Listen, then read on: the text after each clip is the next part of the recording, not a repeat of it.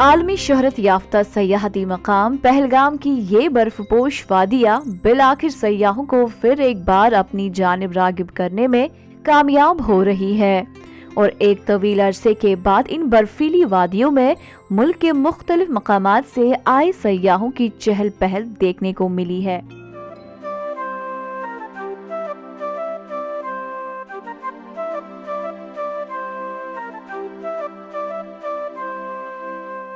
अगस्त 2019 के बाद पैदाशुदा सूरत-ए-हाल के बाद कश्मीर में सयाहती ग्राफ नीचे आने से पहलगाम भी काफी मुतासिर हुआ था, जिसके बाद जनवरी 2021 के अवाइल में ही बर्फबारी के साथ अब आहिस्ता आहिस्ता सयाहों ने फिर एक बार यहाँ का रुख किया और मकामी लोगों के मुरझाए हुए चेहरों पर खुशियां नुमाया दिख रही है।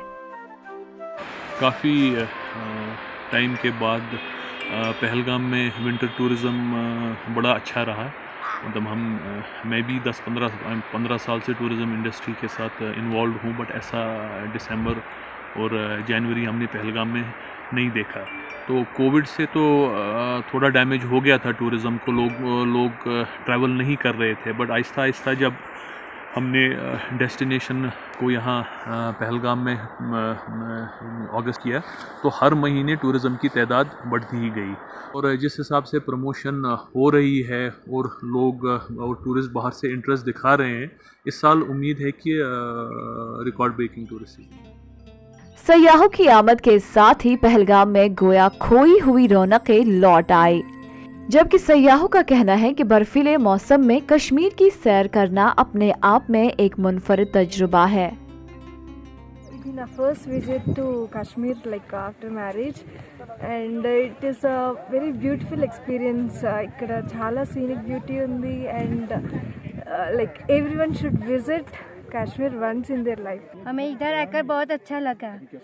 हमारा फर्स्ट एक्सपीरियंस है ये, पर हमें बिल्कुल भी डर नहीं है, कुछ नहीं। अभी पहले की बात और अभी की बात कश्मीर की बहुत डिफरेंट है।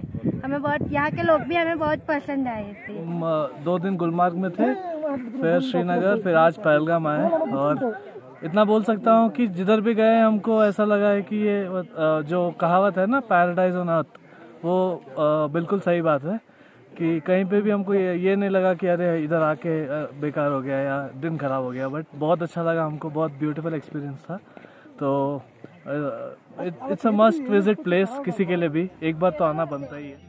वादिया कश्मीर की हालिया सूरत-हाल और इसके बाद कोविड की मार ने यहाँ की सयाहती सनत की कमर तोड़ कर रख दी है, लेकिन मुतल्लिकीन का मानना है कि यूटी से बाहर कश्मीर की मनफी तशहीर यहाँ की सयाहती सनत के लिए सबसे बड़ा खतरा है, जिसको इंतजामिया व दीगर मुतल्लिकीन की जानिब से दूर करना वक्त की अहम तरीन जरूरत है।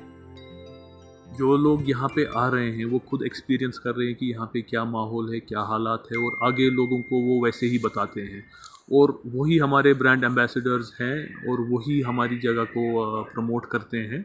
तो यहाँ से जो एक अच्छी एक्सपीरियंस लेके जाता है वो सबके साथ शेयर करता है, तो उससे और लोग आना चाहते हैं। यहाँ पे आपको एक पूरा पैकेज मिलेगा, मतलब एक एक्सपीरियंशियल टूरिज़्म का जो आजकल ट्रेंड चला हुआ है। यहाँ पे एक तो नेचुरल लैंडस्केप तो है ही है, उसके अलावा यहाँ के लोगों का रहन सहन, यहाँ का क्यूजीन, यहाँ का खाना, यहाँ के हैंडीक्राफ्ट्स।